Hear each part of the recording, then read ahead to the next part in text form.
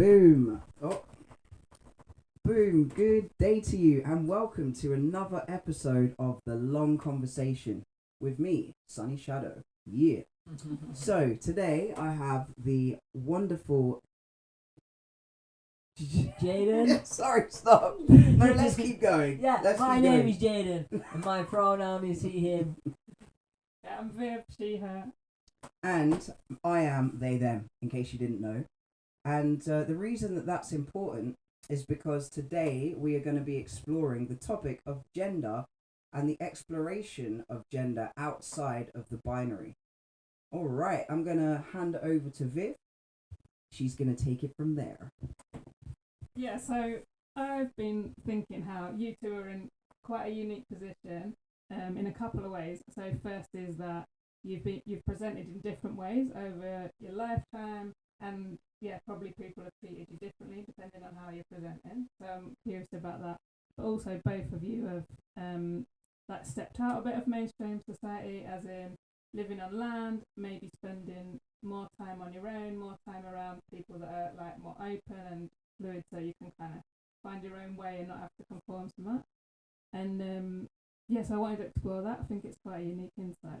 So my first question is, what have you noticed about how people treat you and how you feel when you're presenting different ways over your life? Does that make sense? Yeah, nice one. I'm not sure I want to start, actually. I'm happy to start. Cool.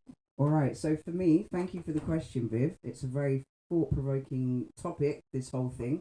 So for me, as a non-binary person, I've pretty much always felt outside of the binary. I never fitted in for different reasons, different intersections, but gender was one of them that I felt way more in my masculine, and still do, but it's finding a balance between those things and expression thereof.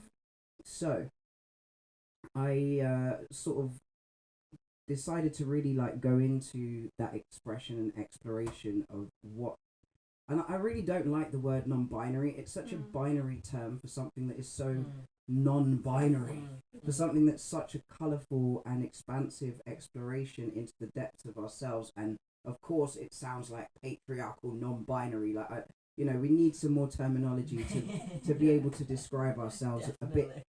We've gone to all this effort. The best we can come with is non-binary. Something that you're not. Exactly. Something that we're not. So, I just have to put that in there. Anyway, pronouns, they, them, that suits me because I feel very much like I've managed to embody, or naturally, I don't know, is it learned, is it not, my masculine and feminine qualities quite well. I feel very much able to dance between the two and not so much stuck in one. And that's after this particular process that's brought me to where I am today. So at certain points I've been really in my masculine, where I was exploring what does that feel like mean, also what's reflected back to me about what masculine means. And I was being met with a lot of very weak masculine characters within the cis heteronormative society, and I'm like, is this what masculine, that's what masculine, is that how we treat women? Is that how we treat each other? Doesn't, I feel like way more sort of in my masculine, and is that what femininity means? Is that how I'm meant to present? Because that doesn't ring true for me. So then what does ring true for me? So anyway, through that dance and exploration of being a tomboy always, and then going into taking testosterone, changing pronouns, also went through a period where he, him felt way more accurate for me. And all of this was happening. So I took myself out of society, as in I moved to my old place in the middle of nowhere, and then started this inward, not exploration, but actualization of all of these things that I had inside. I didn't feel the space, time, wherewithal, desire to really go into that in living in London or traveling and all these different things. Anyway, how did people respond to that in this environment? Mostly quite well. Most sort of more feminine energy people took it in and accepted it, and most kind of people that maybe are a little bit more conditioned into certain ways of thinking. It was a bit of resistance, and some people were a bit mocking, but not many, and most people really had my back. And I have to say, for living in the middle of rural Portugal, surrounded by like, you know, a demographic of older, quite conservative Catholics, I was well accepted. I have to say, old people in the village took it in their stride, changed my name legally. They went with it, even though they're like 70 years old. They were supportive. You know, it was easier to be in this community than I found in my own queer community in London, where it was what, so you're a lesbian now, blah, blah, blah, you're a woman, da, da, da, and I found a lot more resistance in a lot of those spaces. Perhaps it's because they felt more comfortable to talk about it. I noticed that a lot of people outside of the T and community, the LGB, don't actually have the terminology to facilitate their non-binary and trans siblings. Noticed that as well. One of the main things I noticed was how cisgendered men responded to me. So before, when I was feminine presenting, even though I wasn't for myself feeling like I was feminine presenting, it was only when I look back at pictures of myself I realized actually how feminine presenting I was. Inside, my energy remained the same. I wasn't like super feminine, but actually I was quite feminine, even if I'm wearing the same outfit that I'm wearing now. So before, I would say most of the guys would love to get in my pants before I had top surgery. I was even like sort of seeing this straight cisgendered dude who I'd explained to about the process I was about to go through before I had top surgery. He couldn't comprehend it, and we were intimate and blah blah blah. As soon as I had my surgery, he was like, "Oh my god." And nothing much more had changed. Obviously, I've been taking testosterone, and I maintained the non-binary thing. So that shifted, and that's good because it cut out people giving me attention because they want to try and fuck or how can I say that? Well, I just said it. So and also the difference then is that men were more taking what I said more seriously, less arguments about my opinions and perspectives. Take it, you know what I mean? And I felt that difference. That was for me one of the main things. Anyway, I could say a lot more, but I'm gonna. Would you like to say something, or should I keep going? Do you want to feed back anything before? No, I guess just for me, like that mix of both finding out from inside, like, and having more space when you're out of so many expectations, and also how what people are constantly feeding back, and it's like. By the way, I'm Jaden's partner, so it's like there's a few friends in our life as well we've had these conversations with, and it's like, that just seems really reflected as well, like what you get back changes. If like it within you don't feel different, or you make one like appearance change, but like you notice how much is hanging off that in people's minds. Absolutely. So maybe absolutely. Similar for you. Remind me of the questions so I can go in. What did you notice like more when you're in mainstream society first, that people, as you presented differently, people like treated you differently? Okay. So I transitioned from female to male in mainstream society because I was working as a gas engineer, and I would be going in and out of people's houses, 8 different houses every single day. So it was so intense, the mixture of messages I got from being a female engineer. I'd walk into the house, I would get greeted, maybe not really looked at much, and just, get on with your job. And certainly my diagnosis was questioned, or my intellectual ability of the job was questioned. I was asked my experience, how long I've been doing it.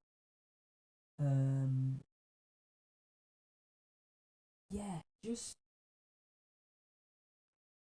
valued by the women as a female engineer, like, celebrate a woman engineer, like this is amazing, really wonderful conversations from that.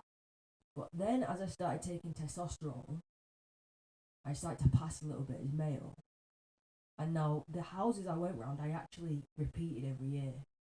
So I already had a relationship with these people as a female. So then when I transitioned, I'd go in then passing as male, they wouldn't recognise me. And they would talk to me entirely differently. And just say, like a white cis or the male, alright Paul, yeah, what you doing? Yeah, go in, you know, loads of confidence in me, no questions. But the year before, he was questioning, what are you working on your own? How long have you been doing it? You know, what's, are you sure that's right? You know, is that too bad, too heavy for you? It's like, actually, it was so weird because I look back at pictures, I don't look that different. But something changed in me, so I was able to pass, and I just couldn't fathom why I was treated so radically differently, even though I was exactly the same person as before, you know. And it just threw me, really took me time. I used to process it with you, didn't I, coming back from home? It's like, how are you treating me so differently because I look male? And it's mainly off the males. And actually, there's a lot of grief come up, lots of grief come up with the non-white households I come in, because then I presented as male, I'd have no connection with the females because it wasn't in their culture. So a lot of grief comes up with me. The Asian culture, yeah, I'd lost that feminine connection with them. And that was really sad for me. That was gone because of the culture. So that was the work that was really intense, because like in one house I'd pass as male, then I wouldn't.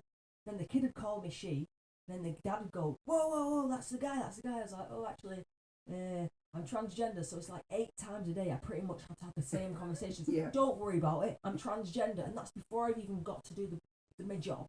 I'm walking through the door and I'm having to say my personal process just to get through the door. And that was draining. But interestingly enough, the kids were always bang on. What's that guy doing? What's that boy? Mummy, what's that boy doing?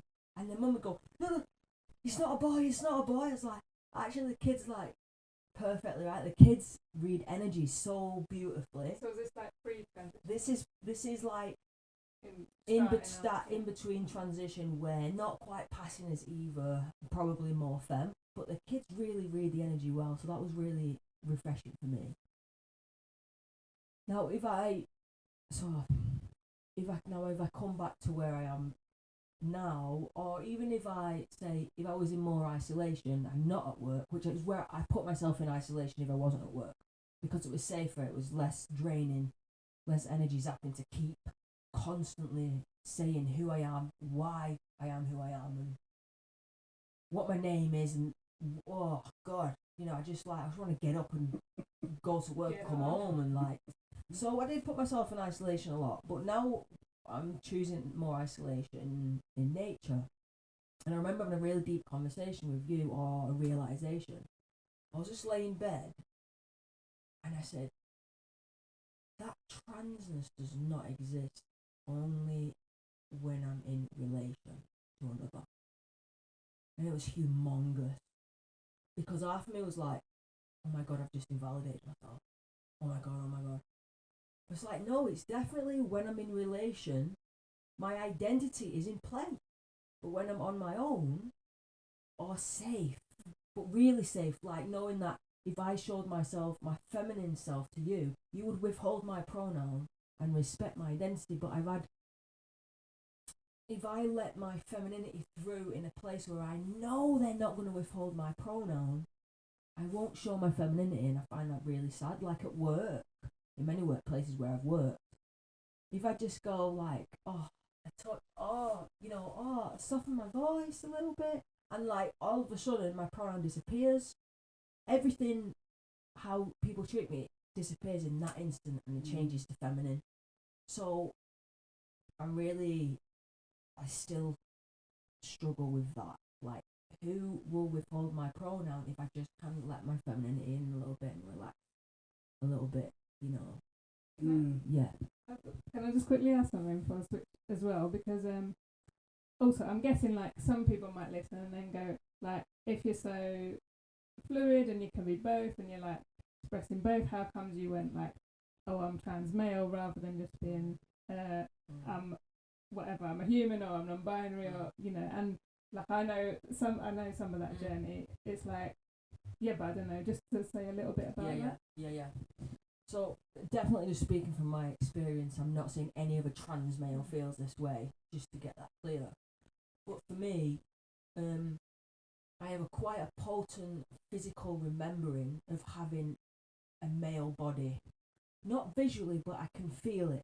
So it's basically the one sentence I choose to use often is, the reason I know I'm in the wrong body is because I remember being in the right one. And that's the most tangible sentence I can give anybody. Is I just remember, and like, you know, when I go down there in the pants, it feels extremely empty and too lightweight. Because I have that physical remembering, and for me, my trans maleness was from really young. I remember being told in the playground that I wasn't a boy. I remember this. The young boy said to me, "You can't act like that because you're not a boy," and it threw me off.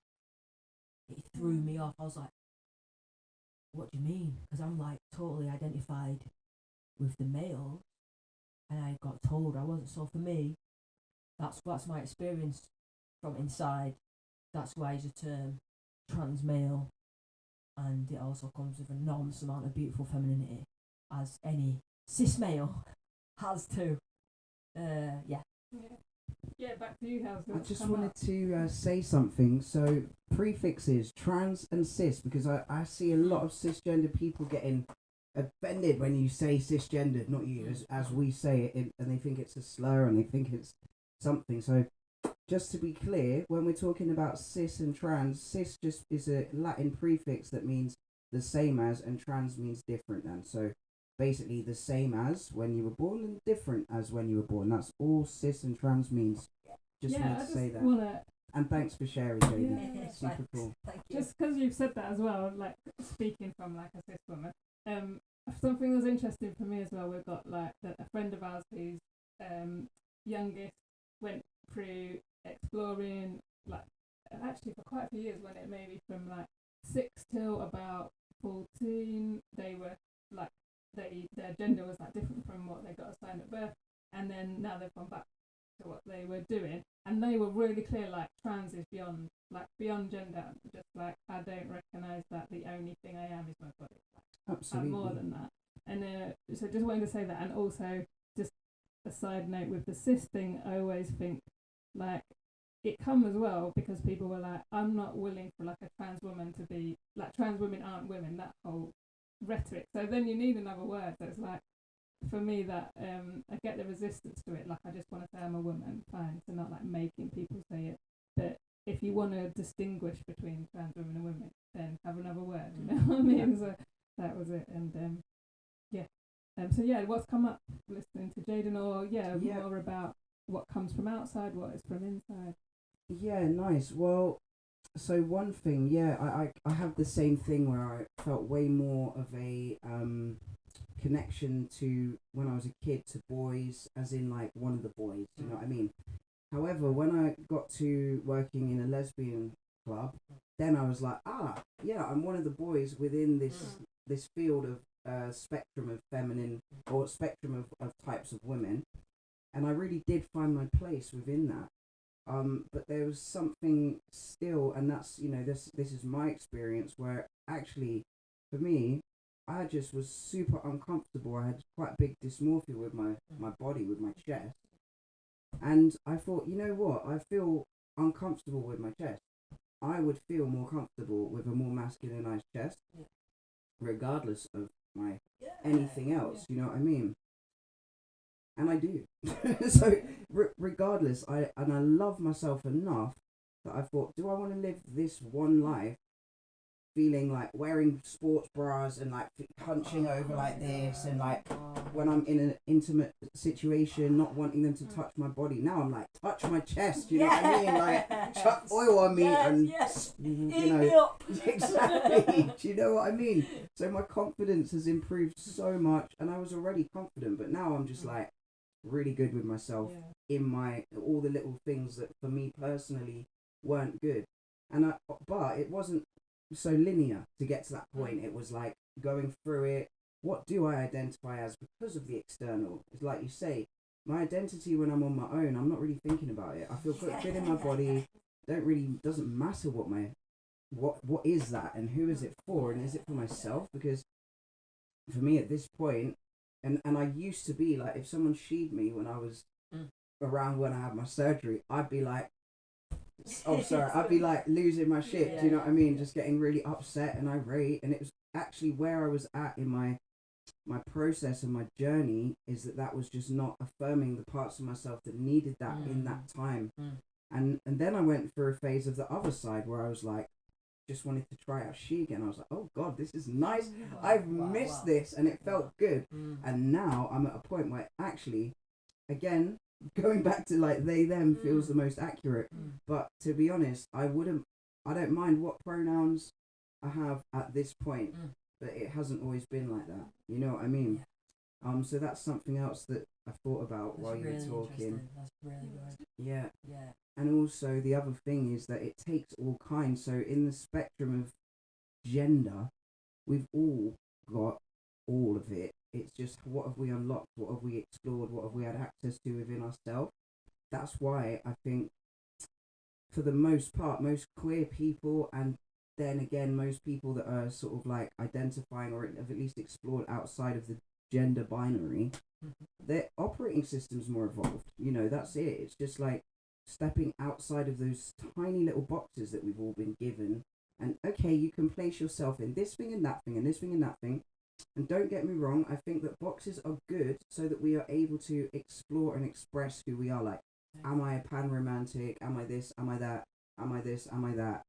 X, Y, Z, A, B, C. There's a billion things. But the goal, in my opinion, would be that we can all express and explain who we are with these subcategories of existence.